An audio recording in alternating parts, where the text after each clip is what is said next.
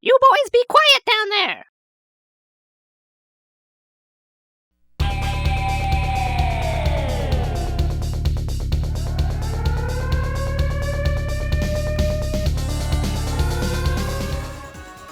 It's the year 2990.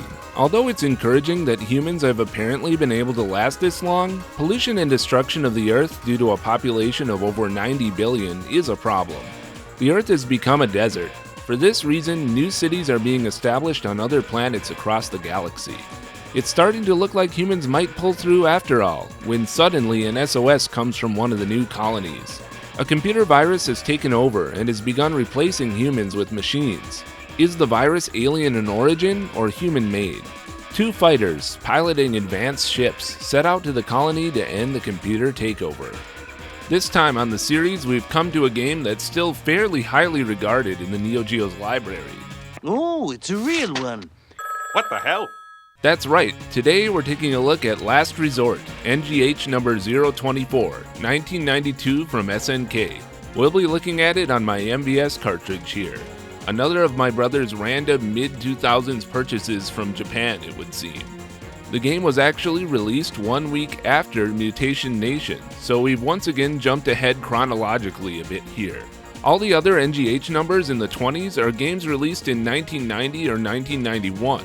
In fact, the game's packaging, including the MVS label and even the Neo Geo CD, all have 1991 printed on them, despite the title screen showing 1992. Having come out in 1992, it appears that Last Resort spent some time in development hell, but by today's standards, 2 to 3 years in development is nothing.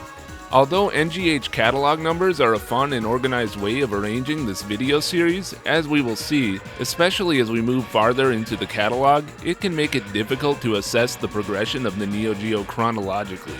Keep that in mind as we move forward here. When's the next time we'll see a game as good as Last Resort in this series? It's gonna be a while. Last Resort was produced by Yasumi Tozono, with music composed by Toshio Shimizu and Tate Norio. Well, would you look at that? It's stuck like that. Hold on a moment, folks, while I fix this. Tate. Yoko? Yoko. There, now nobody say his name again and we should be okay. The game is highly influenced by the arcade classic R-Type, and former Irem employees who worked on that game, including graphic designers Mitsuo Kodama and Yoshio Shimizu, had a hand in Last Resort as well. Kodama would go on to work as the art director on the King of Fighters 94, along with many of the designers from Last Resort. Kodama later joined Saikyo and founded his own game company, K2, which made many of the Tenchu games and Samurai Shodown Sen, aka Edge of Destiny. In the Ghost Pilots video, we talked about how SNK struggled to adapt their familiar vertical overhead view shooter format to horizontal screens. Now SNK tries their hand at a side-scrolling shooter with Last Resort, and it's probably safe to say things turned out much better here. The gameplay is far more balanced, engaging, and just feels natural. Not to mention, Last Resort is a far more inspired game and theme that feels much less bland and rushed than Ghost Pilots. Press A to shoot, and press B to control the position of your pod unit. As your ship moves, the pod will change its orientation around your ship to the opposite of the direction you're moving. Pressing B once will lock the pod in place around your ship. Pressing it again will unlock it. Holding down the A button will charge your pod, which when released will send your pod across the screen in a powerful blast, dealing major damage to enemies. The C and D buttons have no function in this game. Collect S icons to increase your speed. Like in Alpha Mission 2, backwards S icons will decrease your speed 1 step. I generally like to pick up 1 S icon and I'm good. I leave them alone after that, and I grab the backwards S to slow myself down if I accidentally collect more than 1. The other icons that appear give you a pod unit and power up your unit's shots. By collecting icons, the pods can be powered up for a total of 3 power levels. The pods also come in 3 types. The blue ones give you an ice beam, which is why it says ice at the top of the screen. Nope, that was a lie. That would make too much sense, wouldn't it?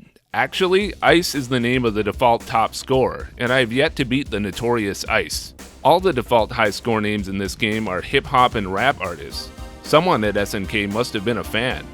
The real pod types are the L laser, H homing missile, and G ground missile. Notice the pod icons come in both blue and red variants. The blue are the return unit, which bounce off the walls when using your charge shot, and the red are the ground unit, which follow walls when charged, destroying anything in the way. I don't really have a favorite because they're all fairly good and have their uses. Unless you've mastered the game, you honestly aren't going to get a lot of choice about which weapons you get, and honestly, it's best to get used to all of them anyway.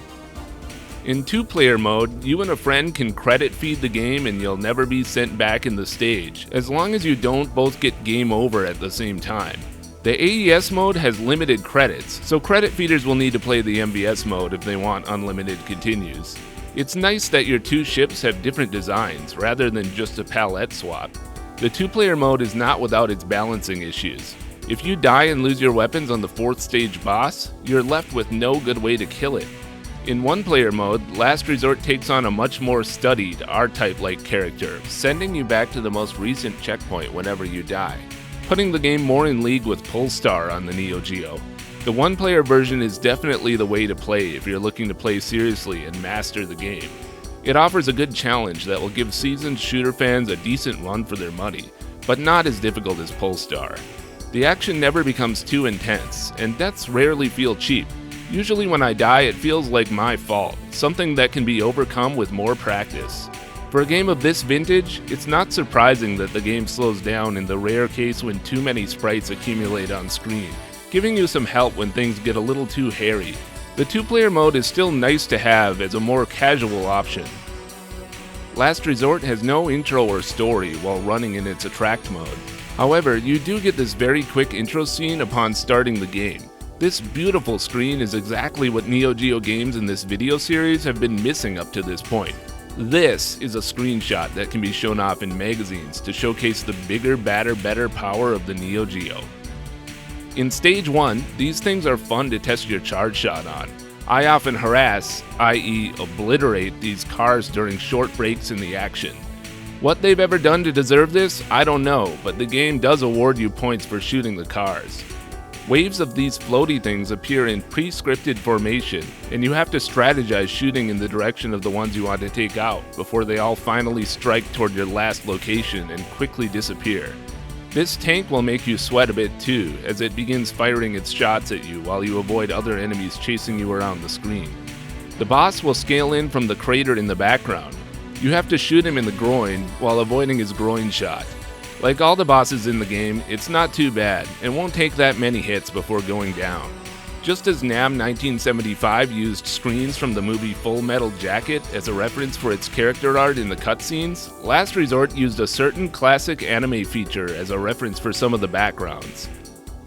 Although this is blatant and uninspired, it is still hard to fault the overall aesthetic and mood conveyed by the art in Last Resort. The game still leaves no doubts about the high quality of pixel art from SNK's designers here. The rain effect looks nice in Stage 2. A staple of these R-type style shooters, these sneaky snakes will show up, which you can take out with a charge shot to the head. If you're too late to charge your shot or you miss, they can monopolize the screen until you take them out. But they're not too bad. This part toward the end with all the turrets on the walls always makes me nervous. Your missiles and charge shot don't seem to work quite as well as they should, and the gameplay mercifully slows down as the shots begin to dominate the screen. I often look for a safe path to open up as the screen fills, blocking as many shots with my pod as I can, and simply make a break for it as the end approaches. At the boss, keep to the middle to stay between the green shots, while keeping your distance to avoid the flamethrower. This flame effect is similar to what the designers used in KOF 94. Make sure that the balls coming from the top and bottom are destroyed before they get near you. In the first half of Stage 3, you get a bit of a mini version of the R-type style large battleship to destroy, in the form of this water-based ship rising and submerging in the water. You don't have to destroy it before it goes away halfway through the stage, and just avoiding the shots and enemies popping out will keep you busy enough. The next section is where your skills will first really get tested. If you die, and let's be honest, unless you're a veteran Last Resort player, you will die here. This section doesn't provide any weapon power-ups, and you'll have to really stay on top of these jumping things to survive. No easy task while other enemies are bothering you, some of them behind walls where they are difficult to hit without missiles. If you have a memory card and die in this section, you almost might be better off saving and reloading from the beginning of the stage, assuming you're good enough at the first section to survive that consistently. That way you can get another shot at this section fully powered up, which is a lot better, but still not easy. The first phase of the boss is not a big deal. Just pay attention to bombs being dropped from overhead, and similar to the first stage boss, stay out of the way when shots come from the boss's weak point. The second phase is where all hell breaks loose. The best way to avoid these missiles coming from the bottom is to temporarily move to the upper right section of the screen, above the boss, just long enough to avoid them and come back, because you've got homing missiles harassing you. Obviously, kill these orange guys as quickly as you can when they show up, if possible, because you don't want them bothering you during all this. The boss will then move to force you to the right section of the screen, where you'll need to give yourself plenty of space as you're chased by these blue rings. You have to ride them out until they disappear. This is all just a phase you have to wait out until your next opportunity to hit the boss. And damn it, orange guys are the last thing you need right now. Stage 4 gives you a bit of a break as you improve at the game. Stay out of the line of fire of these opening and closing lasers, and make sure you dispatch the enemies crawling on the sides of the screen as they show up. You can destroy the laser guns when they open if you want, as long as you avoid getting shot by them, but I generally only do this with the front-facing ones that are directly in my path. I don't always bother with the rear-facing ones. In the next section, you just need to figure out which path is safe to take, and where to wait until you can go. This part you just need to be able to squeeze through. There aren't any enemies, but it's easy to choke here and crash into these things. To deal with these big bots on the floor and ceiling, we use a strategy I like to call jam that pod in there. You'll need to take a moment to reposition and lock your pod at an angle like this. Lure the boss to the right before it opens up. Take out the guns and then focus your shots on the green weak point. If you have the laser here, your shots will actually go through and hit both sides at once. If not, you'll have to wait for the boss to close, lure it as far back as possible before it opens again, and use your rear-facing shots from your pod to finish it off. Ah, orange guys again? Stage 5 is the final stage. The first half is your R-type style big battleship. It's going to take about 4.5 minutes to get through, and there are no checkpoints until you get past it and reach the midpoint of the stage. When you see this weapon power up, do not go down there and grab it right away. Wait a second, it doesn't hurt you? As we move on to the top portion of the ship, it's time to once again use the age-old strategy of jam your pod in there to remove these laser and missile turrets quickly. Position your pod behind you as you move down into this section of the ship to take out these guns behind you. If you've taken out all the guns around you on the sides, you'll be safe at this point to hold your ground as long as you keep shooting. You want to keep shooting with your shots facing upward so that you destroy this thing on the ceiling, because otherwise it'll still be alive later when you're back up above and it will be launching mechs at you. Hold this position when you get here and shoot backward. Like the water-based ship before, the battleship takes a lot of shots here, is very difficult to destroy, and will go away if you don't destroy it. Here is the only checkpoint in Stage 5. The second half is the asteroid field. I'll show you how to get through it without any weapon power-ups, because we don't go out for any of that elitist crap on this channel where you're expected to never die and get set back. For the first section, you'll want to keep to the upper left corner of the screen, moving down temporarily to take out any enemy ships as they appear. This part is where things get tough, but if you hold your ground and keep shooting forward in this spot, then you can move to the lower left when the enemies surrounding you strike. If you just wing it here, you won't survive. Remember to wait for the big asteroid to pass before collecting the power-ups. As you approach the boss, charge up a shot to hit these things as soon as they open their eye, while avoiding the fireball shots that come out. You don't want to fall behind on these things and let them take over the screen. The final boss is actually not bad, as long as you take out some of the missile cannons on the top and bottom as you approach. Then keep to the middle and stay in one of these safe spots when the dividing laser comes out. So that's all 5 stages of the game. Pretty short, right? Well, actually the game requires you to play through all 5 stages again before seeing the true ending. So the total length of the game in 1 or 2 player mode is about 50 minutes, not including time spent when you make a mistake and have to repeat a section. and it will probably come as no surprise that the stages are harder the second time through. Most of the strategies I've been giving you in this walkthrough apply to the second loop as well. There are just more enemies and shots to deal with. In fact, if you've been watching my walkthrough thinking I was making a big deal out of nothing at points, actually, I was already giving you strategies for surviving the more difficult second loop of the game. Generally, Stage 3 on the second loop is where veteran shooter fans are going to really feel the challenge ramp up. Everything up to that point is fairly doable for casual shooter fans with some persistence. Good luck, folks! If you've been watching this video series, you know that SNK had a long run of semi-mediocrity when it comes to the soundtracks of its early Neo Geo games, with some minor exceptions. Happily, Last Resort breaks that streak, although the game that actually broke the dry spell was released 4 months before Last Resort. Does Last Resort have some good tunes? Most definitely. The composers bring a rocking and moody soundtrack that perfectly complements the game theme. Looking at the Neo Geo CD version of Last Resort, which loads the entire game up in 50 seconds, yes, we finally have an arranged version of the soundtrack here. Nope, not all games from here out in this video series will have arranged soundtracks for their Neo Geo CD releases. But as we get more into the newer and higher profile titles like this one, then eventually, nearly all Neo Geo CD games will have arranged soundtracks. We already saw one arranged soundtrack in this series, way back in episode 3, Top Player's Golf. It's likely that SNK made an exception and created an arranged soundtrack to showcase the Neo Geo CD for its one and only golf title, because of the popularity of golf games in Japan. SNK eventually went on to become famous for the high quality of their arranged CD soundtracks during the latter half of the 90s, and it's great to see a start to that trend here. The Neo Geo CD version of Last Resort has this second quick load screen that pops up after the initial load, but the game never needs to load again after boot. It's a 100% faithful port of the cartridge version with a fantastic arranged soundtrack, so don't hesitate to pick up the CD version for your collection. The first stage theme is called Jack the Metro. Yes.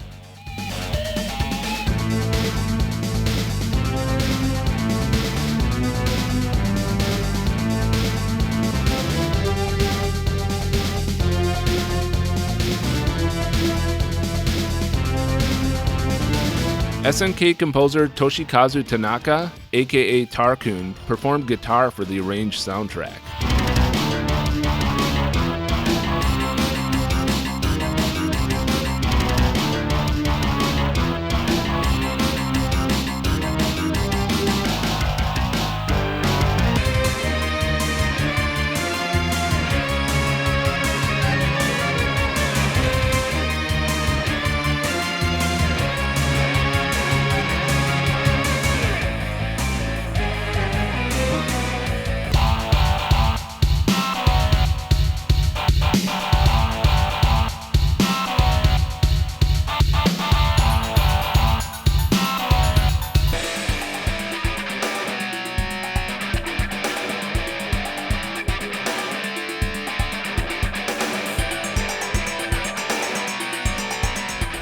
The arranged soundtrack is less natural sounding and uses more synth than later SNK arrangements, which included more real instruments and orchestras, but the synth rock of Last Resort does suit the game and sounds good here.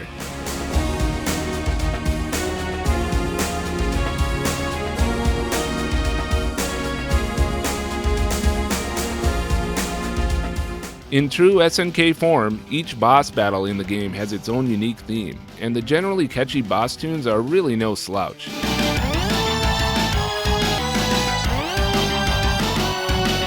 Both the cartridge and CD soundtracks in Last Resort are simply great. It's the best soundtrack we've heard so far in this video series. It's not in-your-face melodic rock, but it does an excellent job of setting the mood, and should really grow on you as you become familiar with the game. It's definitely the kind of soundtrack that can be enjoyed when not playing the game. Am I saying you should enjoy it in the car? Yes, that's exactly what I'm saying. Put that CD in your car stereo and enjoy the moody melodies, along with Tarkun's guitar. A prototype version of Last Resort saw the light of day when it was discovered and dumped in 2016. The ROMs are dated January 30th of 1992, less than 2 months before the release of the final game. Being a late revision, graphics and music are mostly the same. The main differences between the prototype and the final release come down to enemy placement and the number of hits the enemies take. This can sometimes make the prototype easier or more difficult, but in general, the prototype is a bit harder, especially the asteroid field at the ending, where the asteroids move a lot faster and you have to keep to the bottom of the screen. Another difference is an extra checkpoint immediately before the first stage boss. One really noteworthy graphical difference is the lack of pilots ejecting from all the enemies as they're destroyed in the proto. In the final version of the game, almost every ship you destroy has a human-like character that pops out as the ship explodes. You get used to this, but it kind of keeps the screen needlessly busy. In the game's story, humans are being replaced with machines, so the person ejecting from the enemy ships I suppose would be a machine or a person who is either siding with the machines or now controlled by them. In the prototype version, the only time you see this eject animation is when you kill these little pod-like enemies with people sticking up from them shooting at you. This, to me, makes way more sense. It seems obvious that the eject animation was originally intended for these enemies, where you can see the person sticking out before they eject. Someone must have had the bright idea before the game's release to add this animation to nearly every enemy in the game, which possibly made the game look more impressive at the time by adding more activity on the screen. But today it's just extra distracting animation, which doesn't really make sense or add anything. I wish they'd kept it only for those pod enemies, which would have made the animation more interesting and special. If you've already played through the final version of Last Resort, check out the prototype. The discovery of this prototype in 2016 was almost like finding a new alternate mode for this game to challenge players who have already mastered it. Last Resort was not forgotten in SNK history and has its own lasting legacy. Check out the Last Resort stage background in 2005's Neo Geo Battle Coliseum. Other SNK games, Top Hunter and ASO2, are also represented here. The price of this game has apparently gone up significantly over the years. Even the MVS version. The only version remotely reasonably priced is the Neo Geo CD, which is about $100. If I had to guess, we probably paid around $30 for my loose MVS cart from Japan back in the day. Last Resort is a tightly packaged, skillfully crafted shooter with beautiful art and a gloomy apocalyptic atmosphere. If there are any negatives, at only 5 stages, it's a bit on the short side, and forcing you to repeat the stages feels kind of cheap, but it is well worth playing through both phases to complete the game. For a 1992 game, Last Resort still holds up as one of the better shooters on the Neo Geo, and is still definitely worth playing and mastering for shooter fans. The tough but fair difficulty of the one-player mode will keep you addicted, and the two-player mode is still worth firing up for great-looking and playing casual arcade fun. The challenging gameplay and nice-looking graphics are also supplemented by a memorable score from Toshio Shimizu and Tate Norio. Oh, for the love of... Thank you for watching another episode of Neo Alex Neo Geo Reviews. Next time on the series, we'll be looking at NGH-024, 8-Man, based on the 1960s manga and anime series. This video has been a presentation of Basement Brothers. Let me know what you think of Last Resort below. Please don't forget to like, comment, and subscribe so you don't miss the latest installments in this Neo Geo series. Until next time.